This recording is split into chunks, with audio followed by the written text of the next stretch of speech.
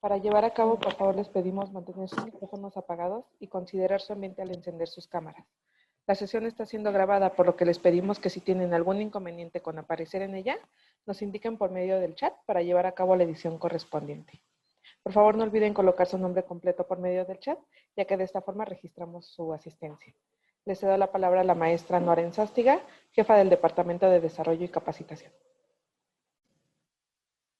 Hola, ¿qué tal? Muy buenos días a todos. Para mí es un gusto darles la más cordial bienvenida a esta nuestra primera conferencia del ciclo que hemos preparado, planeado para los representantes de los órganos de gobierno de las instituciones de asistencia privada. Y bueno, le voy a dar la palabra para que, por favor, nos haga una breve presentación de lo que es el Centro Mexicano Pro Bono. En la Junta de Asistencia Privada, justamente en días pasados, tuvimos la fortuna de haber firmado un convenio de colaboración con ellos y gracias a ellos y a las firmas que manejan, bueno, pues es que hoy tenemos la presencia de nuestra ponente que es Ana Paula Ibarra. Voy a darle la palabra a Fernanda Zamora. Fernanda, por favor, si nos compartes un poquito de lo que es el centro. Claro que sí, muchas gracias, Nora. Y bueno, primero que nada agradecerle a la licenciada Ana Paula por darnos este apoyo pro bono y al despacho Santa Marina Esteta que también nos está brindando este apoyo. Únicamente, de manera muy breve, quisiera presentarles el Centro Mexicano Pro Bono. No me deja compartir, bueno, se los diré así. El Centro Mexicano Pro Bono es una asociación civil que es considerada una clearinghouse. Nosotras funcionamos como... ya me permitió, muchísimas gracias. De todas formas, creo que ahí... Bueno, para no atrasar el tiempo, el Centro Mexicano Pro Bono es considerado una clearinghouse, es decir, esta institución crea puentes entre aquellas personas, organizaciones que requieren esta ayuda legal, no cuentan con los recursos económicos y los enlazamos con firmas de abogados y abogadas, áreas jurídicas internas de empresa, que están dispuestos a prestar los servicios legales gratuitos a estas personas y organizaciones. Como tal, el término pro bono significa por el bien público, por el bien común, y como tal se establece que la calidad de trabajo debe de ser igual al trabajo remunerado. Nosotros funcionamos con 4 ejes de acción, brindando justo este enlace para que las organizaciones y personas puedan recibir asesoría y representación legal con las capacitaciones y talleres, como es el caso de hoy. También difundimos sobre la labor pro bono y realizamos también investigaciones para incidir en políticas públicas. Ahorita les voy a dejar en el chat un link para que puedan acceder a nuestra página. Ahí podrán ver el trabajo que realizamos. Tenemos también guías y manuales que podrán ser de su interés. Y pues únicamente si alguien requiere de nuestro apoyo, con gusto pueden contactarnos para que les podamos brindar esta asesoría, estos talleres y estamos a sus órdenes. Muchas gracias, Nora. Muchísimas gracias, Fer, por pues ponernos un poquito en contexto de lo que es el Centro Mexicano Pro Bono. Y bueno, pues ahora sin más, a nombre de nuestro presidente de la Junta, el licenciado Fernando Balzaretti, y la licenciada Arlette Twist, directora de programas asistenciales, vamos a dar inicio al evento de esta mañana. No sin antes, me voy a permitir platicarles un poquito, brevemente, sobre nuestra ponente de esta mañana. Nos acompaña Ana Paula Ibarra.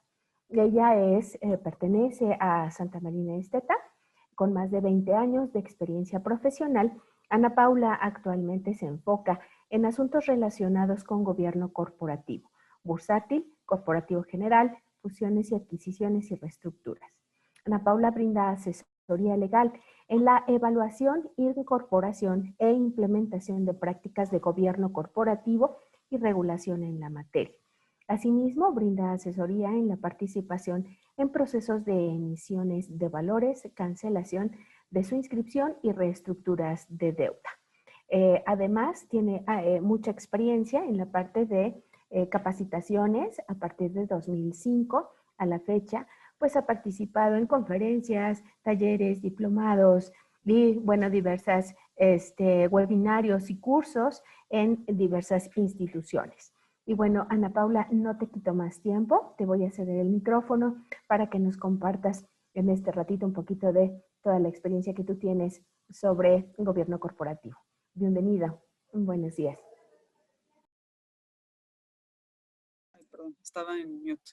Buenos días a todos. Es un gusto poder compartir con ustedes la mañana, el día de hoy, y sobre todo la invitación a poder compartir parte de mi experiencia en este tema, que en lo particular para mí es un tema sumamente apasionante y un tema que también lleva mucho a la creatividad justamente de los órganos encargados de lo que viene siendo la administración o representación ya sea en las sociedades mercantiles, en las sociedades civiles, fundaciones o instituciones de asistencia privada, que son básicamente los creadores de llevar a cabo, dependiendo de cómo se instrumenten justamente la forma de llevar a cabo la voluntad, por ejemplo, en el caso de las fundaciones del fundador, si es por vía testamentaria, o en su caso a través de las asociaciones, si es a través de asociados.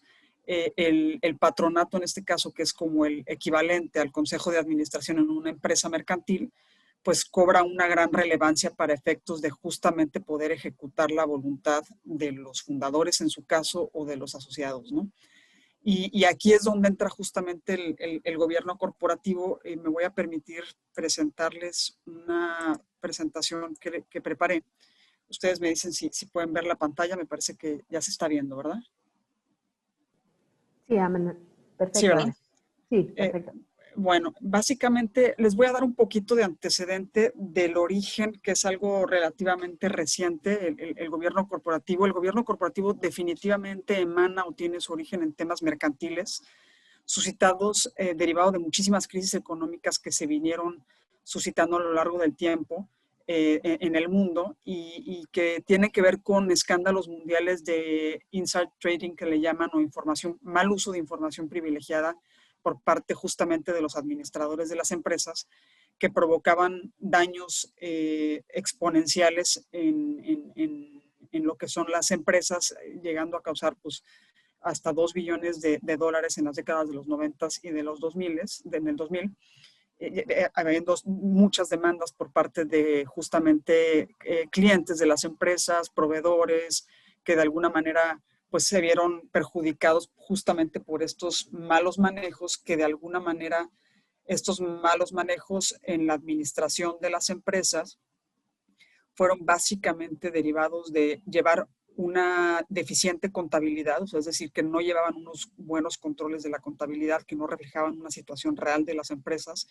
Como les comentaba, también el tema del uso de información privilegiada, que en muchos casos se tiene información, pues que las personas, que solamente la tienen muchas veces las personas que tienen la administración de la empresa y que de alguna manera no la revelan ni en las formas, ni en los términos, ni a las personas que se lo deben de revelar, y la usan en un mal sentido en contra de la misión o del objetivo para el cual se constituye, en su caso, la fundación, la asociación o la sociedad mercantil, ¿no?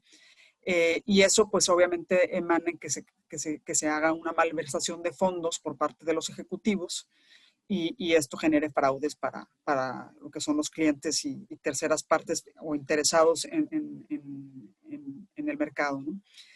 Entonces, derivado de todos estos problemas que se presentaron, que fueron justamente los colapsos que se presentaron, la Organización para la Cooperación y el Desarrollo Económico, que es la OECD actualmente, empezó a tomar muchísimas cartas en el asunto. Aquí en México, digo, solamente por nombrar algunos casos, los más fuertes fueron, o los más sonados fueron, no sé si los escucharon, fue el de Comercial Mexicana, por ejemplo, el de TV Azteca y el de Walmart, que fueron casos sumamente fuertes que llevaron incluso a llevar la problemática a nivel internacional. Entonces, como les comentaba, la Organización para la Cooperación y Desarrollo Económico tomó cartas en el asunto para, dada esta evidencia de malos gobiernos corporativos en la entidad, dar como respuesta a estos malos manejos. Lo que buscó es justamente desarrollar unos principios de gobierno corporativo cuyo objetivo era justamente ayudar a los órganos de administración de las distintas entidades, ya sean asociaciones, fundaciones, porque estos aplican para cualquier tipo de entidad, no necesariamente tienen que ser para temas de sociedades mercantiles. Claro que obviamente pues normalmente las sociedades mercantiles están mucho más vigiladas por los intereses económicos porque son sociedades que tienen fines de lucro y de alguna manera, pero eso pues no quita el que esto sea justamente también aplicable para sociedades sin fines de lucro como son las asociaciones civiles, ¿no? Y básicamente estos principios que desarrolló la OECD, el objetivo es dar o ayudar justamente a nuestros legisladores a nivel internacional a crear marcos legislativos o reglamentarios que tengan normas basadas en principios internacionales, aceptados internacionales, de cómo se tienen que administrar las empresas, o sea, cuáles son los principales como puntos o focos rojos que detecten y con base en eso dar como guías muy estándares para que las empresas puedan tomar como base en la forma en que es lo ideal que se manejen las administraciones de las empresas o de las asociaciones civiles o cualquier entidad que se constituya con algún propósito. De alguna manera, este organismo internacional es el que ha dado la pauta a justamente la creación o el origen del concepto de gobierno corporativo. Porque más adelante les explicaré que no es lo mismo los órganos de gobierno de una fundación o de una asociación civil, que están muy bien identificados por las leyes que los regulan, a lo que son propiamente el gobierno corporativo. El gobierno corporativo es un concepto que va más allá. El gobierno corporativo es básicamente, bueno, el concepto como lo ha definido la OECD es que implica un conjunto de relaciones entre la administración de la sociedad, su consejo, en este caso serían los asociados o los fundadores, y los terceros interesados, justamente para proveer una estructura que determine los objetivos de la sociedad y poder monitorear que su desempeño y cumplimiento estén alineados justamente con la misión o con el objetivo con el que la fundación o con el que la asociación fue creado, ¿no? Entonces, básicamente yo lo traduciría para de alguna manera simplificar el concepto, el que el gobierno corporativo es realmente un sistema o un traje hecho a la medida, dependiendo de las necesidades que tenga la fundación o la asociación o para lo que fue creada. Y básicamente es crear toda una estructura o andamiajes que permitan que la misión para lo cual fue creada la institución lleve a un buen término y cumpla con su objetivo, ¿no? Entonces, a través, ya veremos todo lo que son los mecanismos o los contrapesos que se pueden crear para poder justamente que los órganos de gobierno que están regulados bajo la ley puedan llevar a cabo sus funciones y de alguna manera también estén monitoreados para efectos de que puedan ser vigilados y de que el cumplimiento esté alineado a la misión de la fundación o de la asociación. Entonces, como pueden ver, el concepto de gobierno corporativo es un concepto muy dinámico, o sea, no hay una estructura fija. Sí hay parámetros, pero de alguna manera es un traje hecho a la medida. Lo que normalmente se acostumbra a hacer es hacer unas auditorías legales, revisar cuáles son los fines de las fundaciones, los fines de las asociaciones, ver qué órganos actualmente están operando la asociación o la fundación y a partir de ahí empezar a crear recomendaciones para implementar mejoras a partir de la creación de órganos auxiliares, justamente en este caso pues a los patronatos, que los patronatos son los que están tanto traen la representación de las fundaciones como también el tema de administrar y crear los planes de trabajo de la fundación con base a la voluntad del fundador, ¿no? Que haya estipulado el fundador y que todo esto obviamente tiene que venir regulado en los estatutos sociales de la fundación.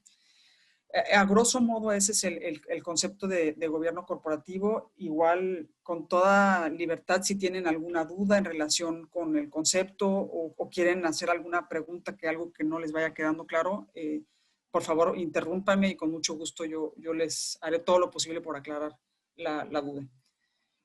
Bueno, por otro lado, me gustaría comentar un poco las funciones que tiene justamente el gobierno corporativo y los beneficios que tiene el gobierno corporativo.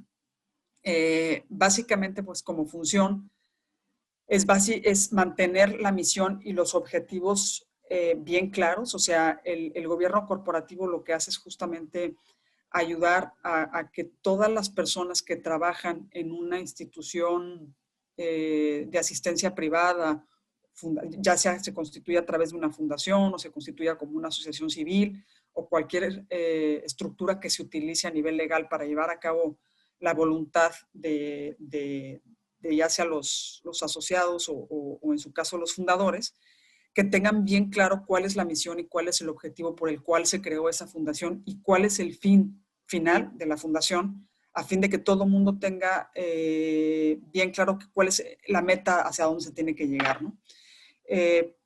Y a través del gobierno corporativo se logra justamente permear en todas las empresas que colaboran, en todas las personas que colaboran en la institución, que logren entender cuál es el objetivo de la institución.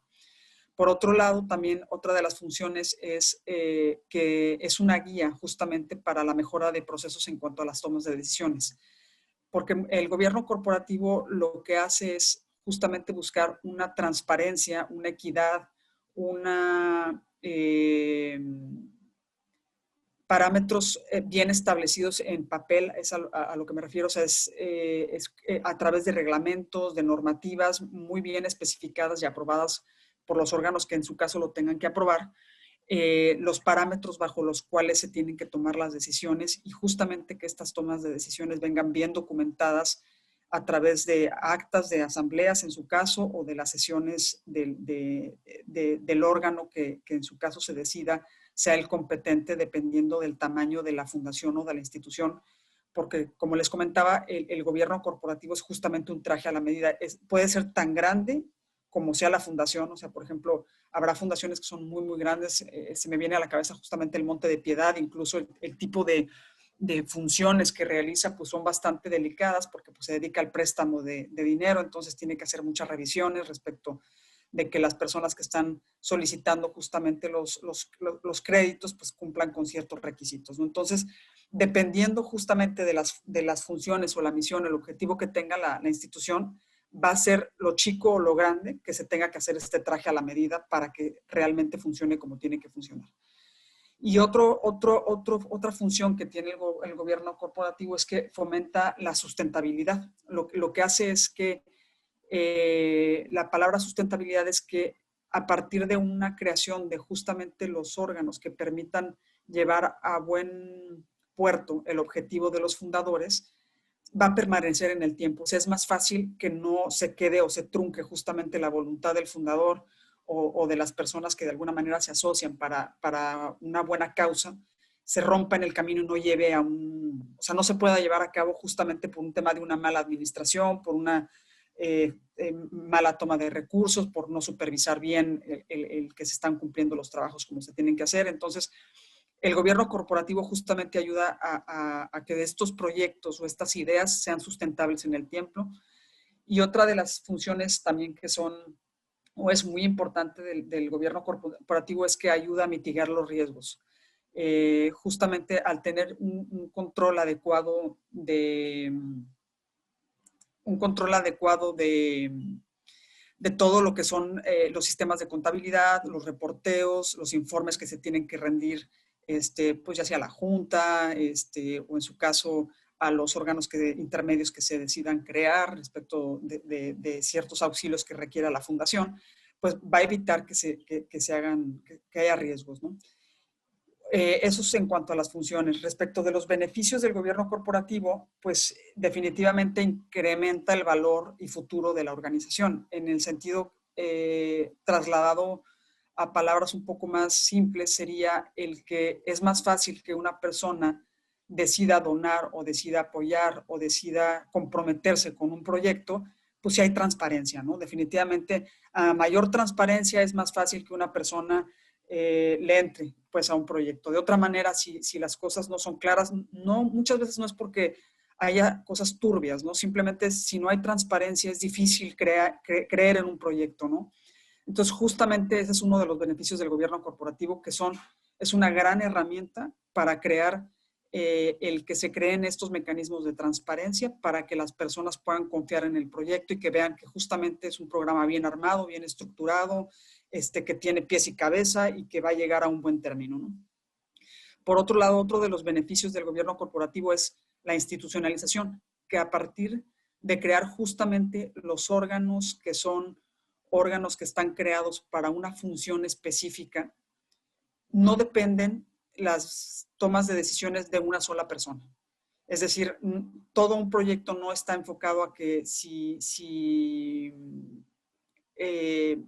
por decir un nombre, solamente toma la decisión uno de los del patronato, por ejemplo, o si realmente a lo mejor los del patronato no se sienten con la confianza suficiente porque no tienen el conocimiento de cuál pudiera ser la consecuencia respecto de la toma de decisión, pues para eso se pueden crear órganos auxiliares. Ahorita voy para allá, ahí están las llaves.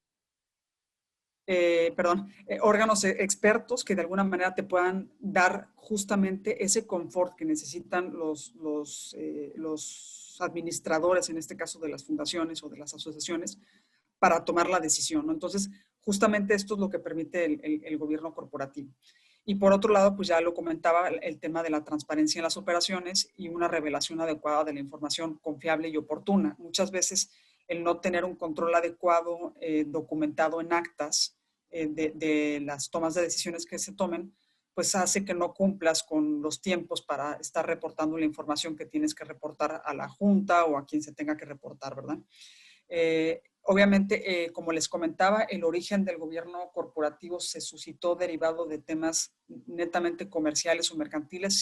Sin embargo, es aplicable hoy por hoy a cualquier tipo de organización, sea privada, pública, estatal, lucrativa, no lucrativa. O sea, es justamente reglas que la OSD buscó o guías internacionales dependiendo de las necesidades de la organización, que se adecúen a la necesidad en concreto que tienen cada una de las organizaciones. En resumen, esos son las funciones y los beneficios del gobierno corporativo. Otro punto que me parece interesante destacar es que el trabajo justamente a nivel internacional que ha hecho la OSD, la forma en cómo lo ha aterrizado en los diferentes países, es justamente buscando organizaciones que se comprometan a darle seguimiento justamente a bajar o permear estos principios que la OSD desarrolló para de alguna manera crear líneas o guías o códigos ya más específicos para el país en concreto. Por ejemplo, en el caso de México, nosotros concretamente el Consejo Coordinador Empresarial es el órgano que está a nivel internacional reconocido como el órgano el que ha desarrollado en México las guías o en este caso desarrolló un código que se llama Código de Principios y Mejores Prácticas Corporativas, y es un código que lo ha venido modificando dependiendo y atendiendo a las necesidades que se van presentando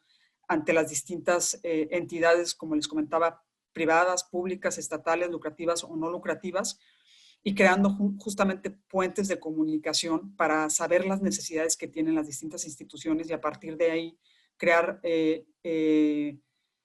anexos o referencias a este código ya más puntuales a las necesidades en concreto.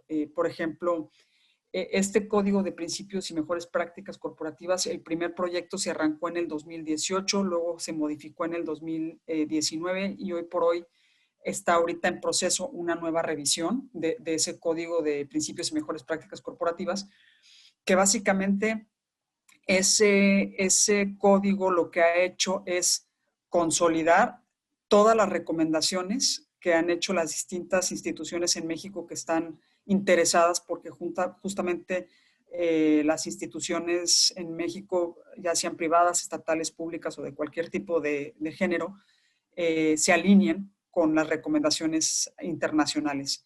Entonces, básicamente siguiendo estas recomendaciones de bolsas de valores, de asociaciones de inversionistas, de cámaras empresariales, de asociaciones de directivos y consejos independientes o de organismos internacionales, han hecho este consolidado del código adoptando justamente las guías que hoy por hoy se consideran como las más importantes a seguir.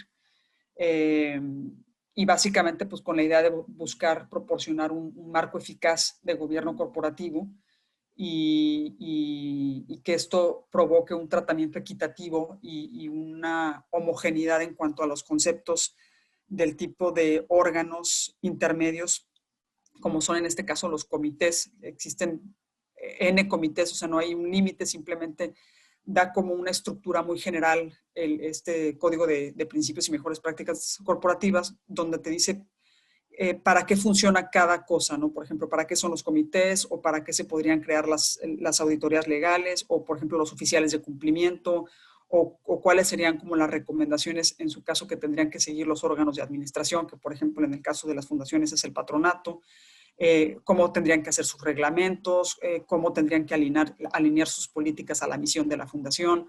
O sea, dan unas guías muy generales que pueden ayudar mucho, dar mucha luz para armar los programas de trabajo, ¿no? Y poder llevar, como les comentaba, a buen término la misión por la cual se creó la fundación. Y obviamente crear los controles adecuados para que pues se haga un reporteo de la información y crear una transparencia adecuada y crear esto, de alguna manera, confianza con las personas que tienen interés en invertir o en hacer aportaciones a las distintas asociaciones.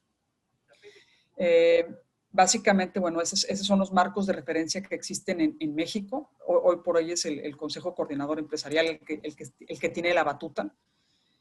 Y hay un grupo que se le llama el G20, que son de las principales economías en México y agarraron los países desarrollados o economías emergentes, que justamente México es una economía emergente, como países que pueden dar una muy buena retroalimentación justamente de las principales problemáticas que se presentan en México respecto a temas de malas administraciones, de cuáles son como los principales focos en relación con el tema de la administración de las asociaciones. Entonces, este grupo de G20 México forma parte y es como un grupo, como les llaman como grupos beta, que son grupos a partir de los cuales se permea toda la información o se filtra toda la información de las necesidades que va teniendo México respecto de las inquietudes particulares que se tienen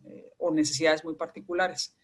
En el caso de estos organismos internacionales, está conformado por el Consejo de Estabilidad Financiera, el Banco Mundial, el Fondo Monetario Internacional, la Organización de las Naciones Unidas, la Organización Internacional del Trabajo, la Organización Mundial y la Organización para la Cooperación y Desarrollos Económicos.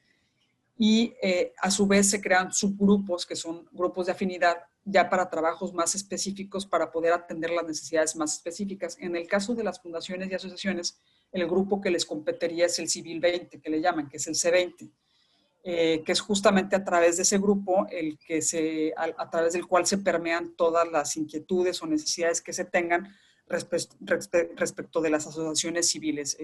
Incluso temas, por ejemplo, para ver en qué parámetros tienes que mejorar para poder a lo mejor buscar captar recursos a nivel internacional con mayor facilidad, y de alguna manera ellos te pueden dar una guía de cómo tienes que alinear tus prácticas o qué forma tienes que reportar la información para que de alguna manera puedas ser candidato a que puedas atraer flujos a nivel internacional, ya sea a través de donativos o de otras diferentes formas, ¿no? Entonces, esa es la importancia justamente de estos organismos internacionales. Por otra parte, en México, como les comentaba, no hay una ley como tal, todo se queda a nivel recomendación, o sea, son recomendaciones que hace el Consejo Coordinador Empresarial basado en este organismo internacional, pero hay pocas leyes que han adoptado ya como obligatorio por el tipo de consecuencia o efecto o riesgo que ya platicábamos al inicio del origen del gobierno corporativo, que tiene que ver justamente, por ejemplo, en el caso de empresas que cotizan en bolsa, que literalmente se están fondeando del dinero que atraen de los distintos mercados, pues en este caso particular son empresas que sí por ley ya traen una regulación específica de cierta estructura que tienen que tener de gobierno corporativo para poder constituirse como una empresa bursátil, ¿no? que hoy por hoy no hemos llegado a todas las instituciones que sean obligatorias, pero sí es definitivamente una muy buena práctica el adoptar estas recomendaciones, justamente para poder ser un foco más atractivo para los terceros inversionistas o personas que pudieran, o para captar recursos, ¿no? De alguna manera ser más transparentes en ese sentido. Entonces, hoy por hoy en México, así en conclusión, pues no hay una regulación como tal para las asociaciones civiles o para las fundaciones que sea obligatoria. Sin embargo, sí, desde mi punto de vista es sumamente recomendable el que a medida de las posibilidades se invierta en desarrollar el gobierno corporativo o el sistema de gobierno corporativo que se adecue a la necesidad de la fundación o de la asociación para que se logre la misión y también con la intención pues de captar mayores recursos en el proyecto que se tenga, ¿no? Y obviamente pues aquí en México el que nos da la guía muy práctica de cómo se tendrían que implementar estas estructuras, pues es este código de principios y gobierno corporativo. Hay muchos estudios sobre gobierno corporativo que se han hecho, incluso les recomiendo, hay una página muy interesante que es del Centro de Excelencia de Gobierno Corporativo, que ahí dan también igual muchísimos cursos de capacitación en temas de gobierno corporativo específico de atención particular en cuanto a las inquietudes en particular que se tenga. Y por otro lado, también hay otra institución internacional que es la IFC, que proporciona matrices de progresiones que ayudan mucho para evaluar justamente cuáles son como las principales deficiencias que se tienen en relación con la administración de las asociaciones o las fundaciones, dónde se puede mejorar, qué cosas o qué aspectos valdría la pena implementar que no sean tan costosos para la asociación, y cuál sería como la progresión perdónenme, o la forma en que se podría estructurar el plan de trabajo para desarrollar ese sistema de gobierno corporativo. Esa matriz igual les puedo buscar de hecho, va a haber otra sesión el 31 de marzo en relación ya más concreta con las sesiones de patronato. Y si quieren, en esa sesión les comparto ya la liga de la matriz que es recomendable aplicable para las fundaciones y asociaciones civiles, que es como una manera muy puntual de la forma en cómo ellos sugieren el hacer un análisis respecto de la forma en que, para detectar las deficiencias, dónde pudieran haber áreas de mejora o de oportunidad, justamente para crear los canales adecuados para generar la información en los momentos oportunos, hacer el reporteo como se tiene que reportar, los programas de trabajo, hacerlos alineados a las misiones, o sea, permear toda ese sistema o ese funcionamiento a todos los colaboradores de la institución. Y la verdad es que son matrices bastante útiles y no tienen costos, son económicas. Entonces es algo que me parece bastante útil y que nosotros, por ejemplo, en el caso de muchísimos clientes que tenemos, la hemos utilizado porque muchos de ellos su principal preocupación justamente es: yo no tengo dinero y me va a salir carísimo implementar un sistema de gobierno corporativo, y es algo pues que muchas veces como que no ven el costo-beneficio a corto plazo para la inversión. Y con este tipo de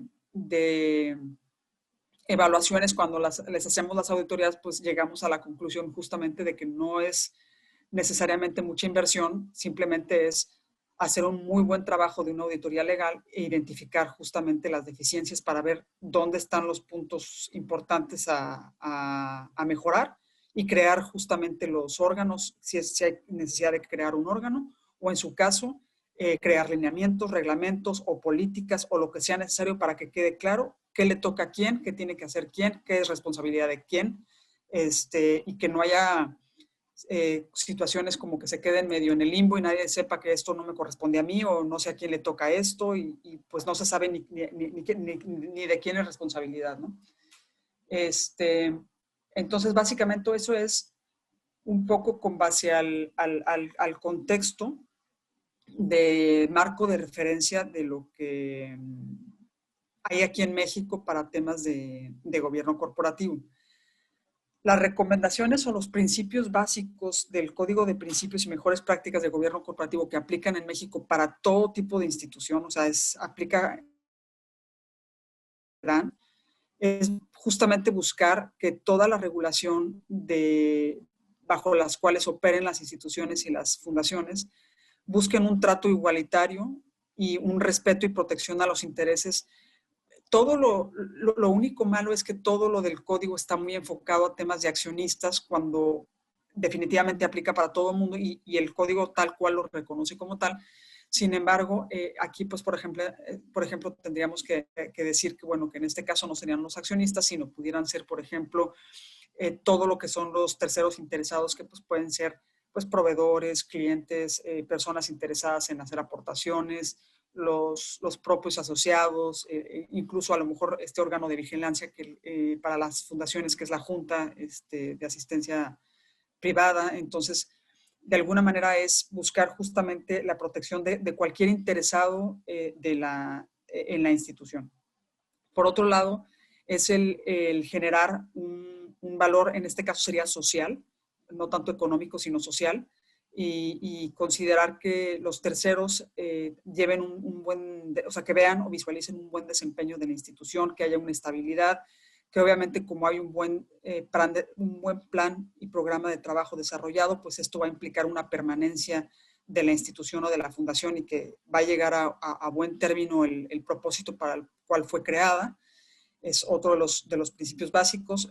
La otra es justamente recomiendan el que se enfoquen en emitir y revelar de una manera responsable la información. Esto con el propósito de que el trabajo de la administración sea transparente.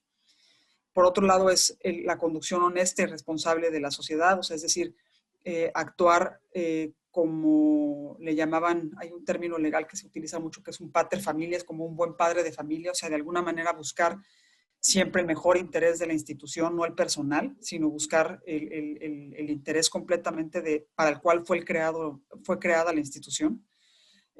Por otro lado, buscar justamente meter controles para evitar que se realicen operaciones ilícitas o que se haga un mal manejo de los recursos o que existan, por ejemplo, que esto es muy común, muy común, conflictos de interés. Muchas veces las personas no tienen como muy asimilado este concepto de conflicto de interés y pues resulta que meten familiares y luego hay cuestiones que se complican con las tomas de decisiones. Entonces, el tema de conflicto de interés es un tema bastante delicado y que es muy común. Por otro lado, es muy importante que la fundación tenga un código de ética. El código de ética debe de estar justamente alineado a la misión y al propósito para el cual fue creada la fundación, y en el cual se establezcan justamente los propósitos de la fundación y que todo el mundo sepa hacia dónde va su trabajo, ¿no? Pero que quede por escrito, que muchas veces no hay nada claro, ¿no?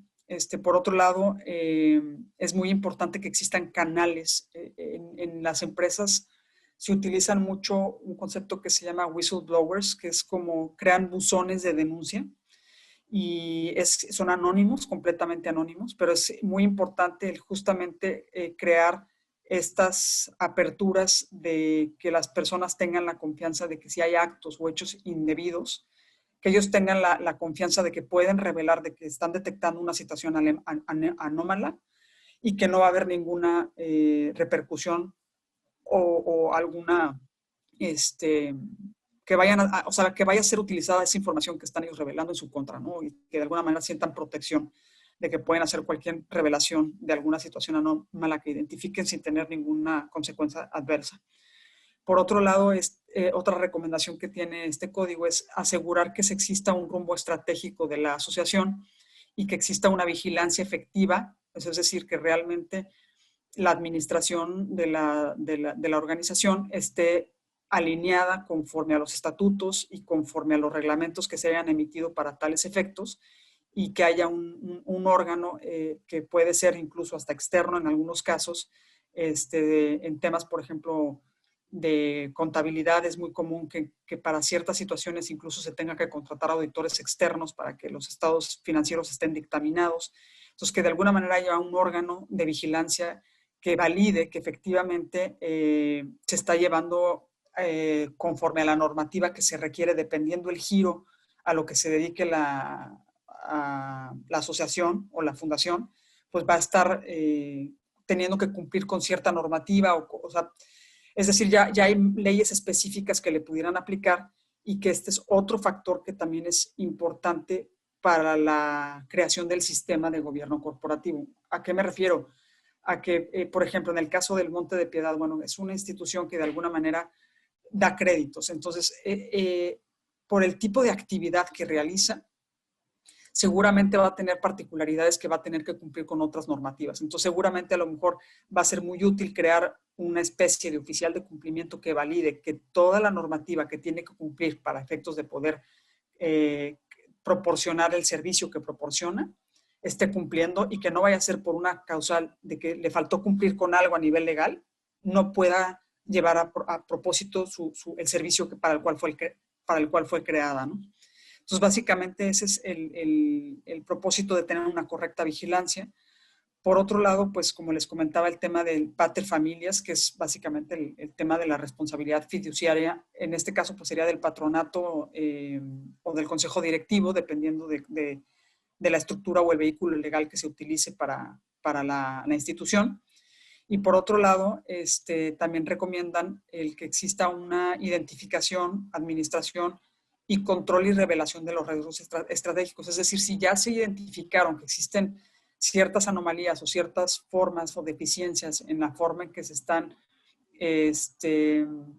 manejando la administración de la empresa o los controles, y esto está justamente detonando un riesgo que puede tener un impacto muy fuerte para la asociación, en el sentido de que pues incluso van a poder no prestar el servicio, o que van a verse interrumpidos por alguna razón, ver la manera en crear los medios o las formas o las estructuras de trabajo que te ayuden a identificar esos riesgos y la forma de mitigarlos y la forma de darle seguimiento para que no se queden en el limbo, sino que realmente haya un seguimiento a la forma en que se va a estar mitigando ese riesgo.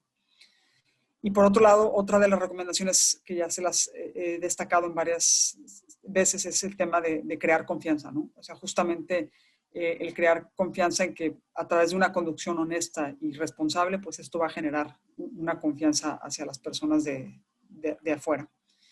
Eso es respecto a las recomendaciones ya específicas que existen en México. Por otro lado, los aspectos que yo sugiero normalmente que se consideren para temas perdón, se me fue la... En estábamos.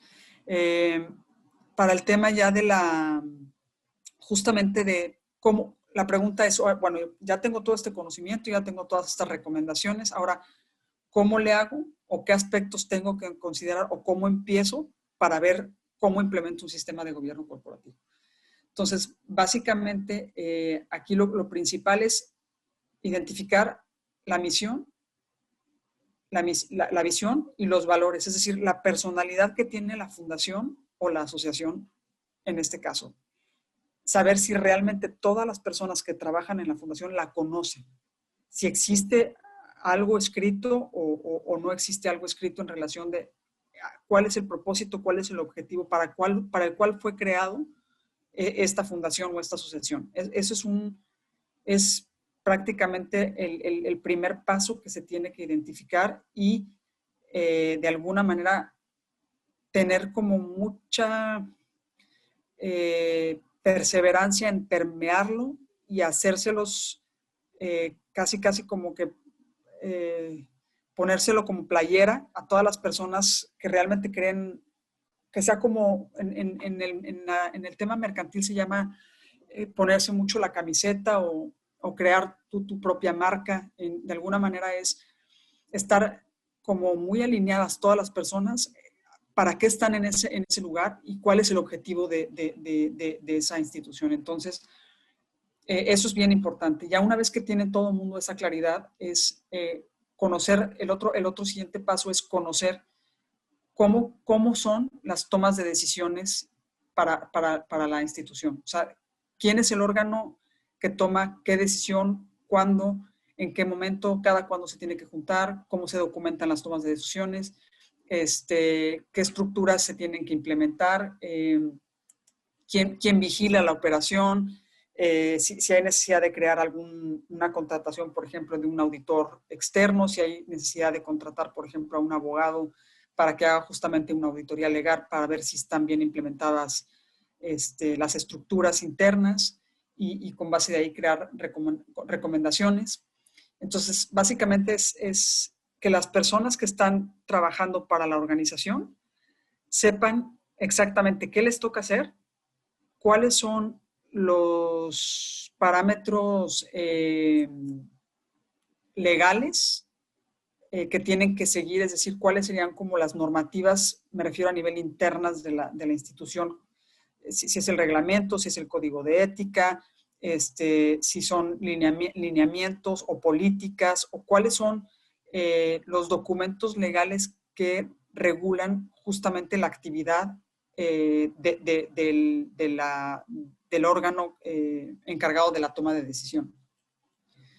El otro aspecto que también es muy importante conocer es justamente el marco teórico jurídico aplicable. O sea, es decir, dependiendo del servicio al que se dedica la institución, pues definitivamente les aplica una u otra normativa. Probablemente sean normativas sencillas en algunos casos y probablemente en otros casos sean normativas un poco más complicadas. Entonces, ese es otro parámetro que es muy importante que tengan conocimiento de cuál es el marco teórico jurídico aplicable a la institución y en su caso, qué vehículo jurídico están utilizando para cumplir con esa normativa, cómo se están asegurando de que esa normativa se está cumpliendo y que no vaya a ser un obstáculo el día de mañana para el cumplimiento del propósito de la institución. Y luego, por otro lado, existe también una recomendación.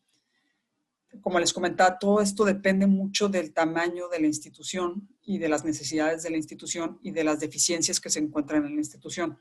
Pero se pueden crear contrapesos, o sea, justamente a través de un oficial de cumplimiento para el caso de lo que son, por ejemplo, instituciones que estén muy reguladas o que tengan una normativa o un marco teórico, pues definitivamente el oficial de cumplimiento va a ser una figura muy importante para poder llevar a buen término el cumplimiento de sus trabajos. El órgano que también es muy común implementar son comités distintos. O sea, los comités son órganos intermedios realmente. No es un órgano de toma de decisión, eso es muy importante que lo sepamos. Realmente, en este caso, por ejemplo, en el caso de las fundaciones, el órgano de toma de decisiones, pues es el patronato alineado con justamente lo que se establezca en el estatuto social de la fundación y en algunos casos, pues dependiendo del tipo de toma de decisión, pues se verá si requiere o no autorización de la Junta, ¿verdad? Pero es justamente tener muy bien la línea de acción que se tiene que tomar o seguir más bien para cierta toma de decisiones. Entonces, los comités básicamente funcionan como consejos asesores o como órganos auxiliares y que se constituyen para necesidades muy específicas. El ejemplo más práctico que se me ocurre, por ejemplo, en el caso de las empresas en México, bursátiles, por ejemplo, obligatoriamente tienen que tener 2 comités. Eso es por ley, el de prácticas societarias y el de auditoría. Y ya ellos deciden si crean el de planeación estratégica, si crean el de financiamientos. Entonces, dependiendo, como que estos órganos intermedios son mucho dependiendo de la actividad a la que se dedica la institución, se ve la necesidad de crear justamente un órgano de consulta, que es como personas que o sea, estos órganos de consulta se van a crear por personas expertas, justamente en donde se tiene la duda para la toma de decisión, que den como la retroalimentación respecto de del proyecto que se tiene. Por ejemplo, no sé si se tiene pensado hacer una inversión para mejorar algún tipo de servicio que se esté proporcionando y se tiene dudas y es mejor hacerlo a través de una inversión en un fondo de inversión en la bolsa indexado, o a lo mejor es mejor hacer a través de una compra de un inmueble, o es la forma de cómo utilizar el recurso. Probablemente aquí pueda entrar justamente un comité donde te ayude a hacer una planeación y darte una mejor visión para que esta toma de decisión, porque obviamente pues quien lleva la responsabilidad de la toma de decisiones es el patronato.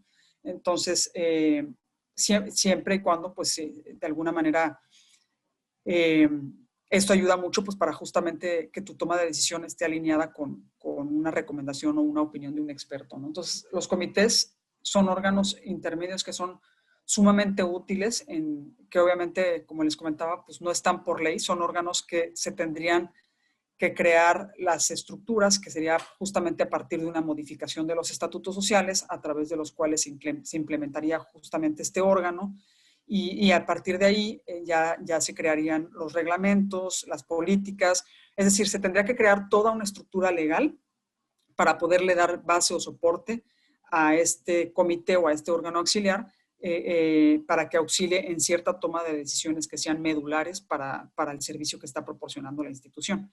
Entonces, y justamente esa es la parte que se hace como parte de un proceso de una auditoría legal, que es otro de los contrapesos que nosotros también recomendamos. Básicamente hay dos auditorías que para nosotros son fundamentales, es la legal y la otra es la contable, en relación a auditorías externas de contadores autorizados, porque pues son los dos puntos más importantes y que tienen que estar convergiendo o alineados justamente para ver si realmente existen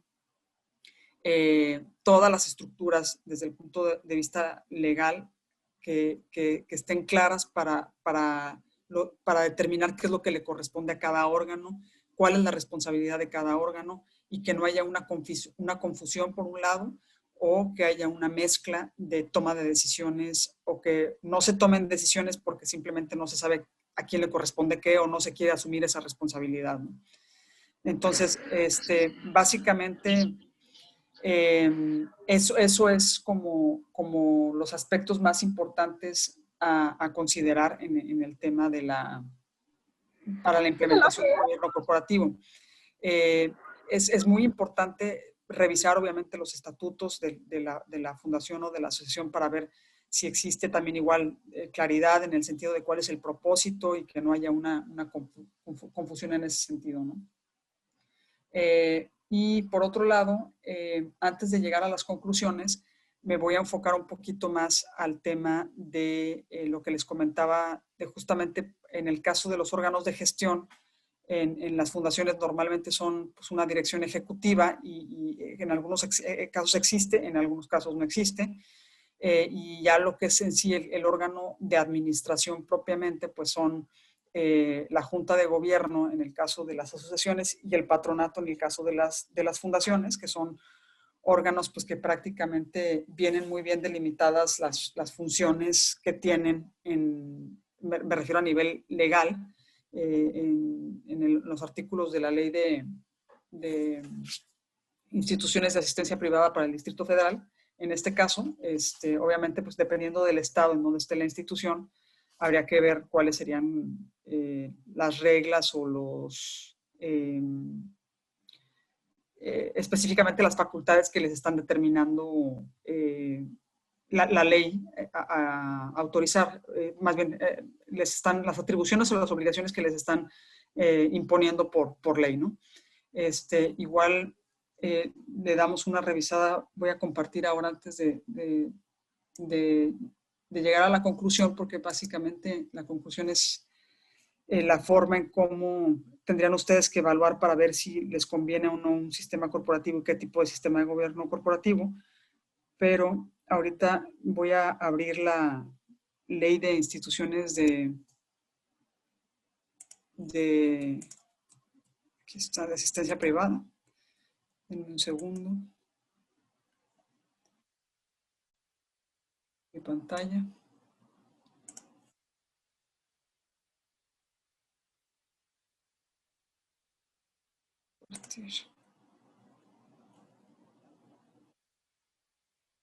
Ahí me imagino que ya la ven, ¿verdad? Las funciones vienen en el artículo 42, básicamente.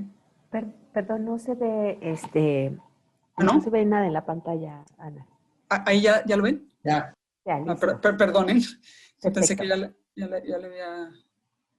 esta es la parte de los patronos, el cargo. Déjenme nada más voy a las atribuciones. Aquí están en el 45. El artículo 45 de la ley de las instituciones para asistencia privada básicamente es la que regula cuáles son las atribuciones. En este caso, atribuciones se entienden derechos o facultades y obligaciones. Si se fijan, básicamente, pues los patronatos tienen la obligación de cumplir y hacer cumplir la voluntad del fundador, representar a las instituciones y administrar sus bienes de acuerdo con sus estatutos y lo dispuesto en esta ley. Esta parte de representar es bien importante porque aquí incluso ellos tienen la facultad de otorgar poderes a las personas que ellos consideren, básicamente lo que son de administración y pleitos y cobranzas, que administración normalmente está alineado con el propósito o el servicio para el cual fue creada la fundación. Es el poder para actos de administración. El de pleitos y cobranzas tiene que ver con facultades que se le otorgan a las personas, normalmente son terceros externos, que por lo regular son abogados o personas que ven trámites ante ciertas dependencias de gobierno o alguna situación que se presente de algún conflicto para defender a la fundación. Ese tipo de esas dos facultades están autorizadas por ley, que las puede otorgar el patronato de manera genérica. En el caso de los poderes de dominio, ese poder no, ese poder solamente se otorga de manera especial para cosas muy puntuales y tiene que tener autorización por parte de la Junta, ¿no? Entonces, es muy importante que en el caso se conozcan muy bien cuáles son como las facultades que tienen ustedes para que no vayan o actúen más allá del marco legal, ¿no? Simplemente se alineen a lo que la ley les permite y no vayan a tener una responsabilidad por una mala administración. Entonces, eso es básicamente lo que implica la palabra representar a las instituciones. Es justamente ser el representante legal de la institución. Por otro lado, tienen también la obligación de vigilar que en todos los establecimientos dependientes de las instituciones se cumpla con las disposiciones jurídicas aplicables.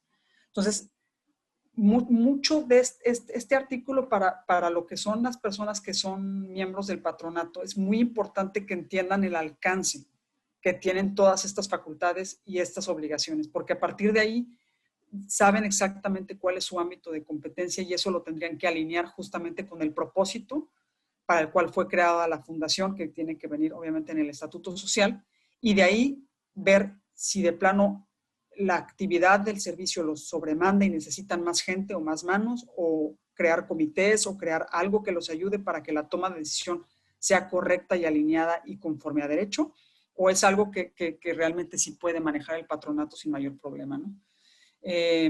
Luego, otra de las funciones que tiene es cuidar que el personal que preste sus servicios a la institución cuente con todos los conocimientos, capacidad técnica y profesional y aptitud para realizar los servicios asistenciales objetos de la misma.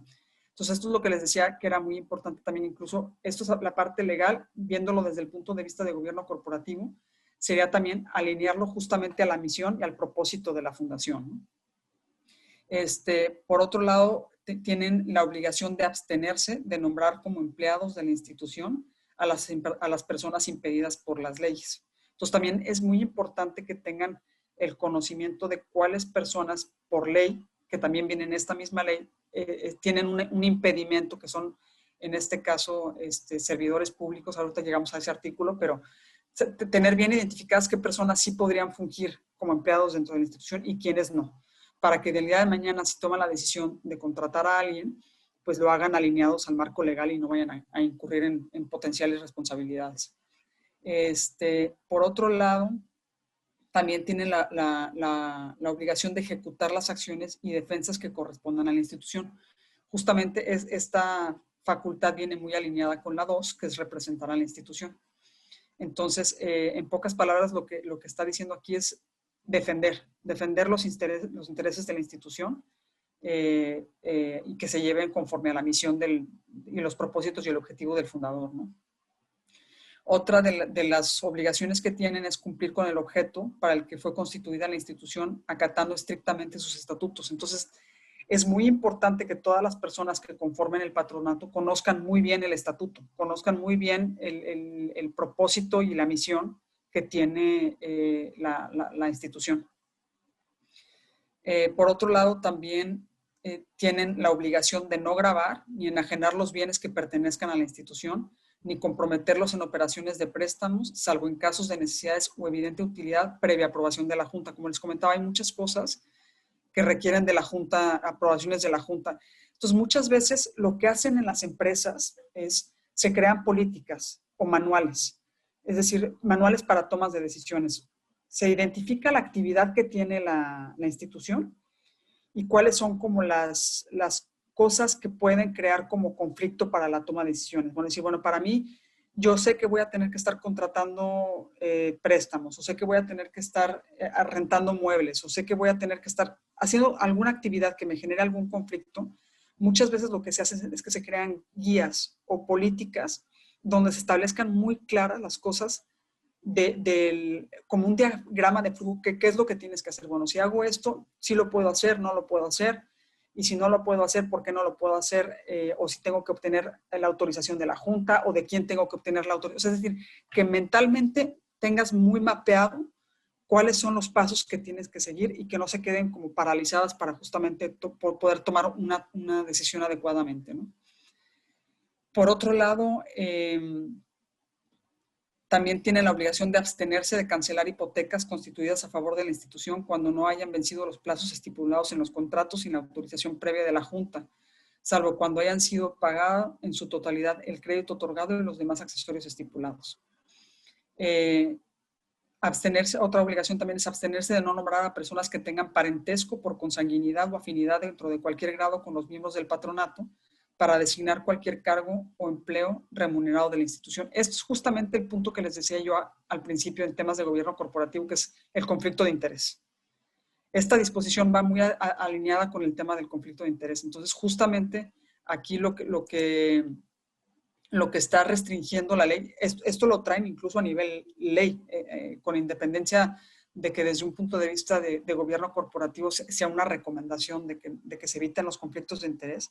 Aquí por ley les están obligando a que no pueden contratar a ciertas personas como para desempeñar un cargo o empleo remunerado de la institución. Es decir, si algún pariente o miembro más bien si algún pariente por consanguinidad o afinidad, ahí muchas veces existe confusión. La afinidad es, en pocas palabras, es el parentesco que se adquiere por político. Es decir, cuando te casas con alguien, adquieres un parentesco por afinidad.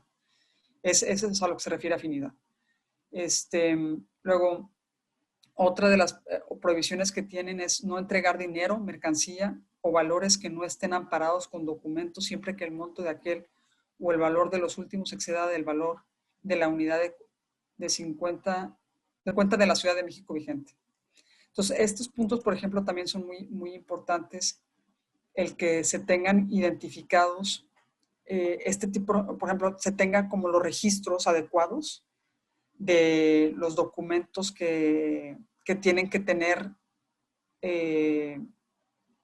o sea, que tienen ciertas directrices bajo las cuales deben de entregarse, es decir, o que no se puedan entregar o que sí se pueden entregar, ¿no?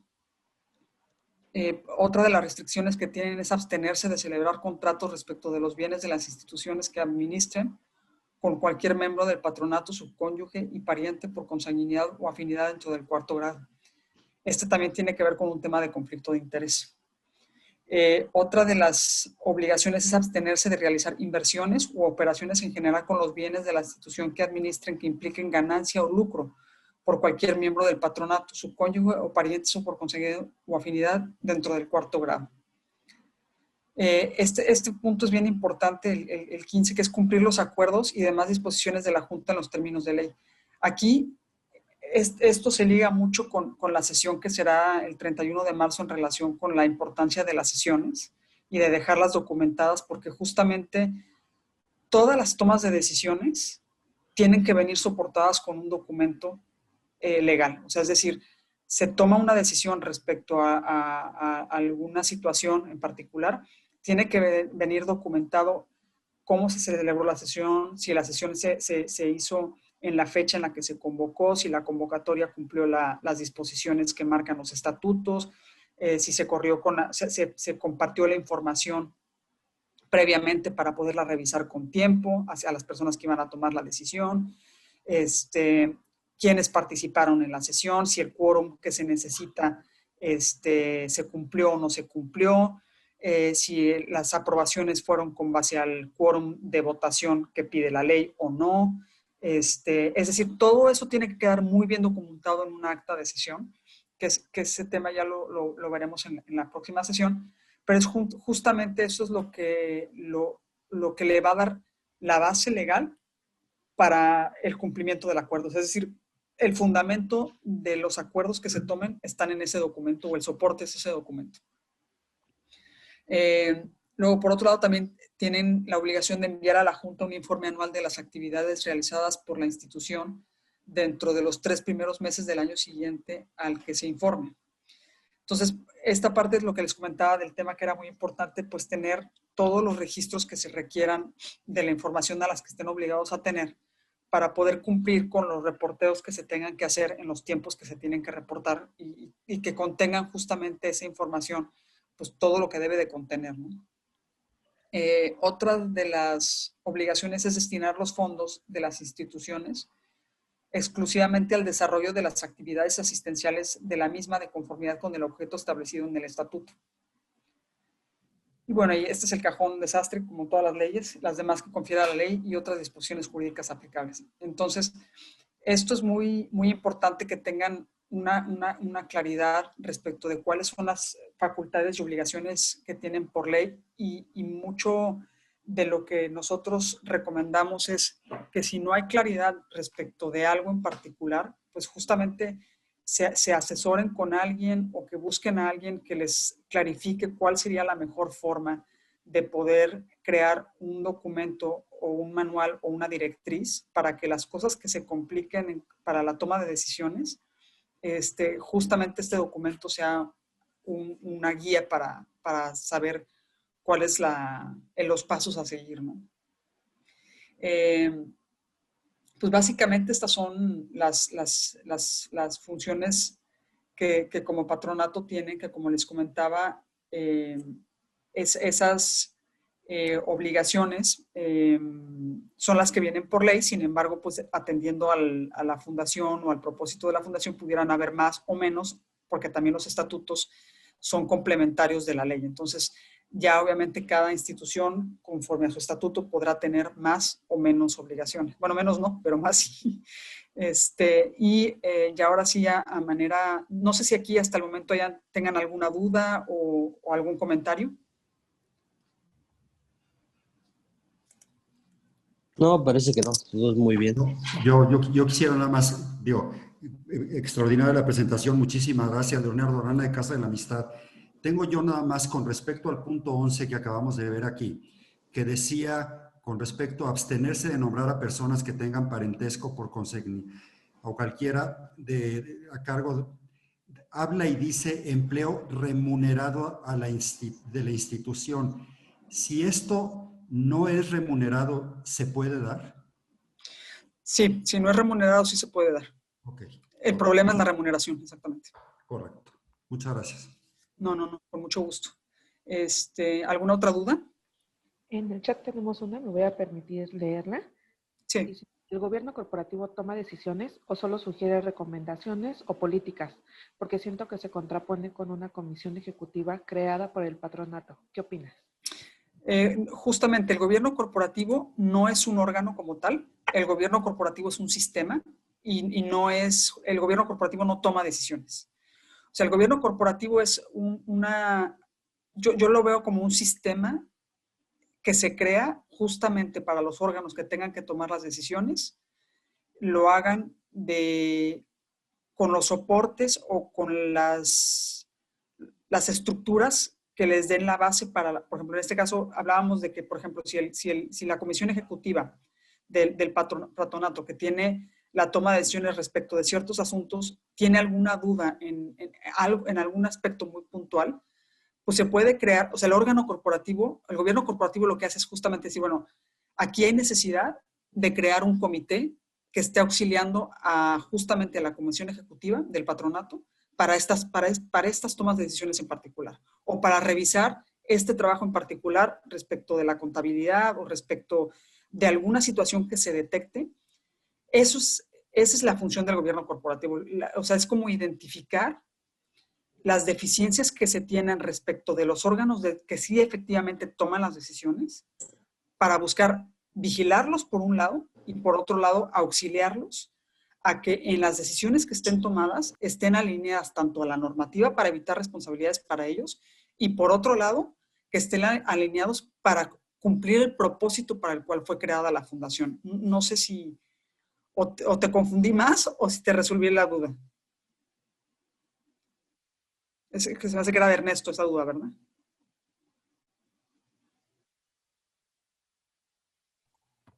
No supimos de quién era la duda porque la pusieron en el chat.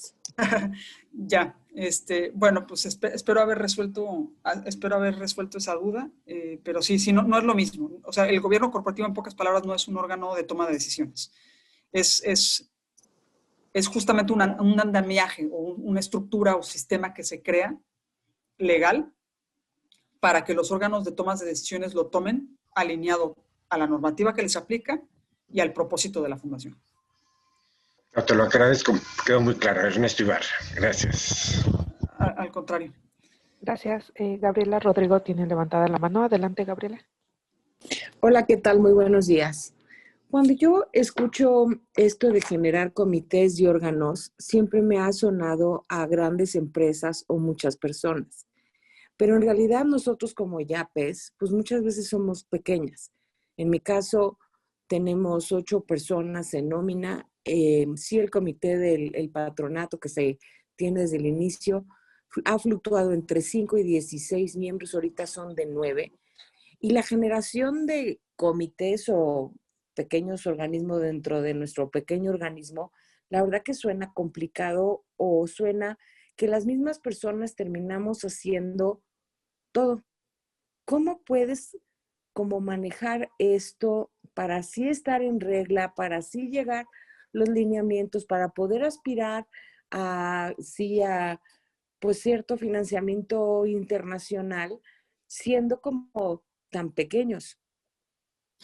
No, fíjate que ahí no necesariamente tienes que crear un comité, es justamente lo que les comentaba al principio, que muchas veces aprovechando justamente estas alianzas que se tienen con el Centro Mexicano Pro Bono, pueden buscar la manera de que les hagan una auditoría legal gratuita y con base en eso a lo mejor recomendarles, a lo mejor no necesariamente necesitas un comité, simplemente a lo mejor para ciertas cuestiones de situaciones muy particulares, dependiendo del giro o a al servicio que proporcione justamente esta institución, veas la manera en qué es lo que tienes que perfeccionar o qué es lo que te falta como cumplir o alinearte, y simplemente a lo mejor es buscar una opinión externa justamente del asunto en particular para ver cómo lo alineas a buscar justamente apoyos a nivel internacional, es decir,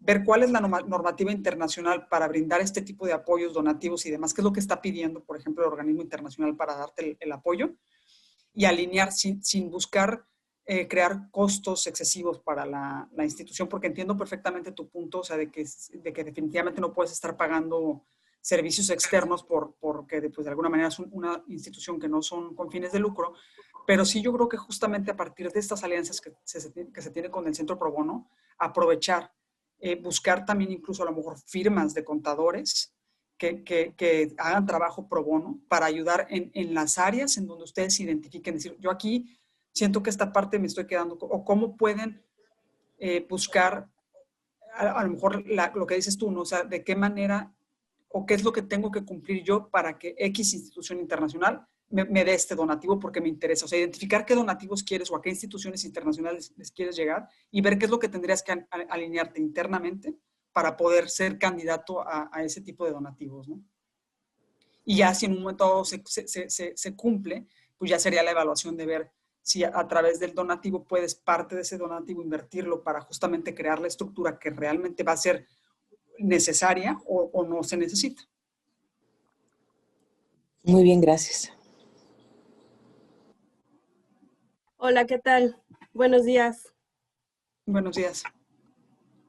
Licenciada Ana Laura, muchísimas gracias por esta extraordinaria presentación. Es un tema de mucha actualidad y que las organizaciones de la sociedad civil, tanto asociaciones civiles como instituciones de asistencia privada, pues ya tenemos que pensar en ello porque la ley del impuesto sobre la renta ya en su fracción 11ª del artículo 82 ya prevé que las personas morales sin fines de lucro deben de contemplar ya el gobierno corporativo, contar en su estructura y en sus procesos con este sistema, como usted bien le llama, y bueno, esto lo limita a las instituciones que tengan un patrimonio de más de 500 millones de pesos o que tengan ingresos anuales de más de 100 millones de pesos. Entonces, ya está contemplado en la ley de impuestos sobre la renta. La autoridad fiscal no ha emitido las reglas de carácter general para que podamos implementar el gobierno corporativo, pero es algo que ya nos va a alcanzar o ya nos está alcanzando. O sea, aunque en este momento todavía no haya una obligatoriedad para lograr todas estas ventajas que nos ha compartido, pues es importante que las instituciones ya pensemos en tener este sistema al interior para lograr cumplir con sus objetivos, para lograr que la operación de la institución pues esté acorde con toda esta normatividad y mejores prácticas. Y bueno, pues no somos ajenas ya a este tema. O sea, debemos de considerarlo como un tema de actualidad y un tema que si bien en este momento no es una obligación, sí es conveniente para el funcionamiento de nuestras organizaciones. No, definitivamente,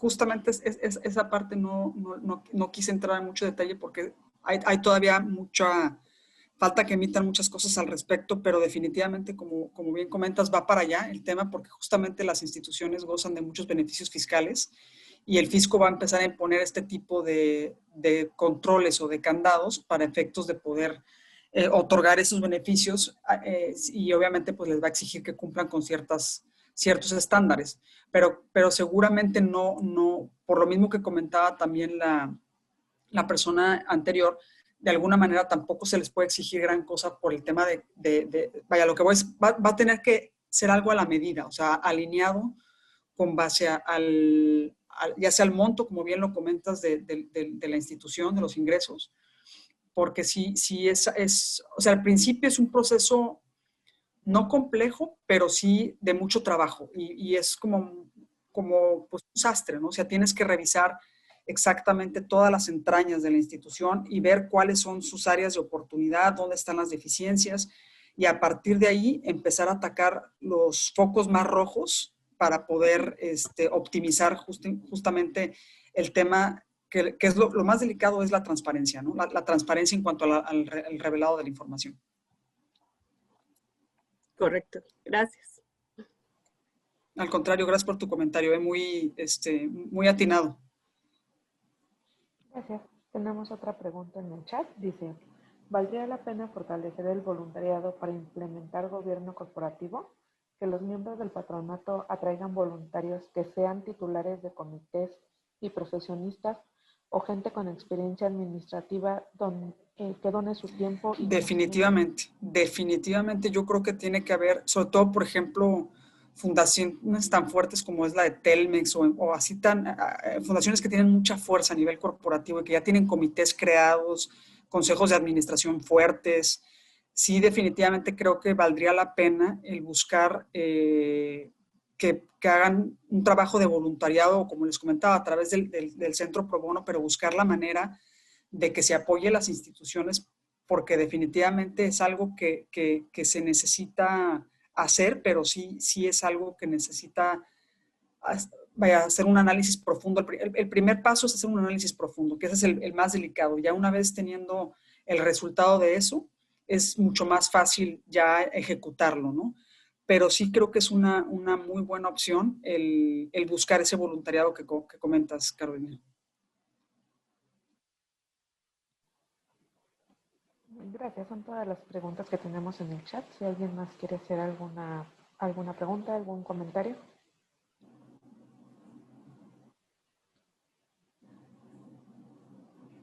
Me parece que ya no. Le cedo la palabra a la maestra Nora Enzástegui.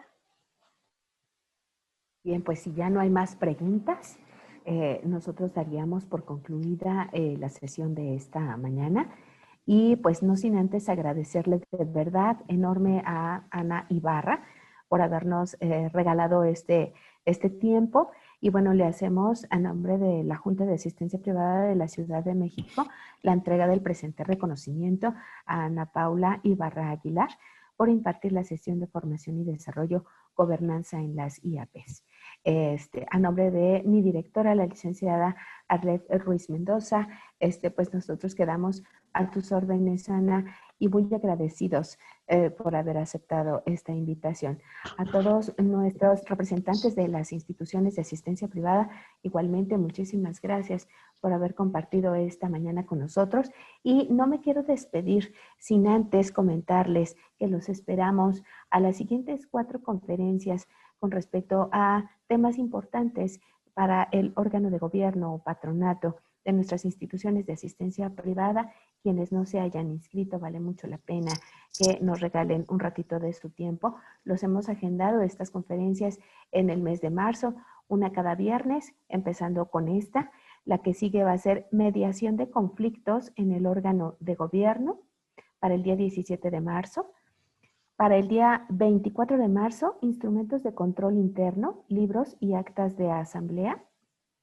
Y para el día 31 de marzo cerramos nuevamente con Ana Paula, con la importancia de las sesiones de patronato y su impacto. Entonces, si ven, son temas, si bien es cierto cotidiano, se podría decir, que se presentan en nuestras instituciones. Siempre vale mucho la pena escuchar al experto y saber si lo que estamos haciendo bien lo podemos hacer mejor el día de mañana, ¿sí? Entonces, Ana Paula, pues un fuerte abrazo para todos, muy buen fin de semana y estamos a sus órdenes y seguimos en contacto. Muchísimas gracias, te hacemos llegar el conocimiento por correo. Gracias a ustedes. Muchísimas gracias a todos y a sus órdenes. Gracias, Ana Mucho Paula. gusto. Gracias, de verdad. Muy buen día. Gracias. Hasta luego. Gracias. A todos Hasta los luego. participantes les pedimos su apoyo. Por favor, si nos ayudan contestando una evaluación. El link lo estamos colocando en el chat.